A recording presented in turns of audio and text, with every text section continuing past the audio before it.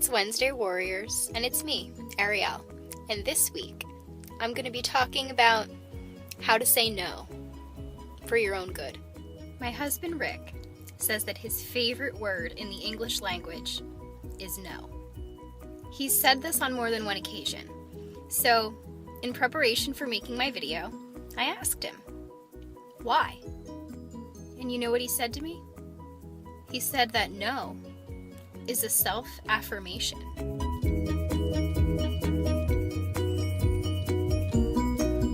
It was amazing to me that that was the answer he gave, so I thought I'd share a little more of his wisdom with you.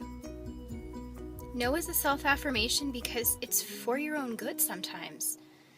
It's self-care. Saying no is an affirmation of what you really want and need. And if no is what you're feeling, no is what you should be saying.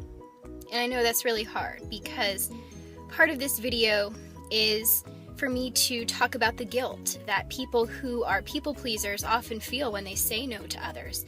And it's not just people pleasers who feel guilt. Sometimes we feel obligated, we feel committed to things, and we feel not necessarily that we have no choice but to say yes, but we worry that we won't look like a good person if we say no to something. But you know what? You have to let that go. My husband Rick says that saying no is taking responsibility for your own life.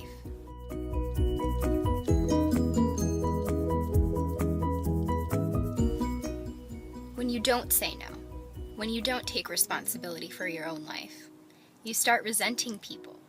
You start saying things in your head to yourself. You start saying things in your head to yourself like, but I had to do that for this person. Or, she asked me, so I really didn't have a choice. It was really important for me to do that because it helped this person. And even though it doesn't seem like you'll be resenting those people, sometimes, as Rick says, we start to feel like victims. And when we start to feel like victims of our own schedule, of our own time, of our own commitments, the resentment is there. Because feeling like a victim doesn't feel good. Feeling like a victim doesn't allow us to take responsibility of our own lives.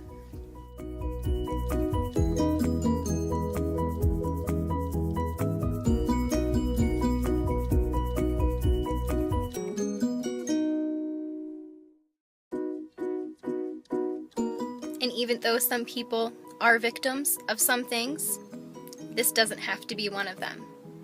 You don't have to be a victim. You can say no. Try it. No. No. No. Rick talked about a vicious cycle of being afraid to say no or not saying no. And the cycle is this. He says when people say yes, it leads to them being stressed out because they take on something that they really didn't want to do. And when they become stressed out, they feel like they don't have control over their lives or their schedule or their time in the way that they wanted to have control. And as we all know, control is often a part of eating disorders. So when they don't have control, they turn to behaviors. And you know what happens when you turn to behaviors? You feel guilty. So you always end up at that place of feeling guilty. Let's look at the other way, where you say no to something that you really don't want to do. When you say no, it only leads to one more step. Sometimes you feel guilty because you said no. But you still avoid all that other stuff, so if guilty is still the end point, why pick the option of saying yes in the first place? But I'm here to tell you, you don't have to feel guilty about saying no. Saying no is a healthy thing. Saying no is important. No. No. No. When you've said no and you're feeling guilty, remember these things. This is self-care. I am not indebted to people. I didn't do anything wrong. Life is too short to focus on false guilt, even if it feels real. I asked Rick to be in my video, and you know what he said? No. So take it from him. When you don't want to do something, don't be afraid. Listen to yourself. Say no. No. No. No. No. No, thank you. No, thanks. Nope. No, I don't have time. No, but thanks for asking. No. No. Take care, everyone.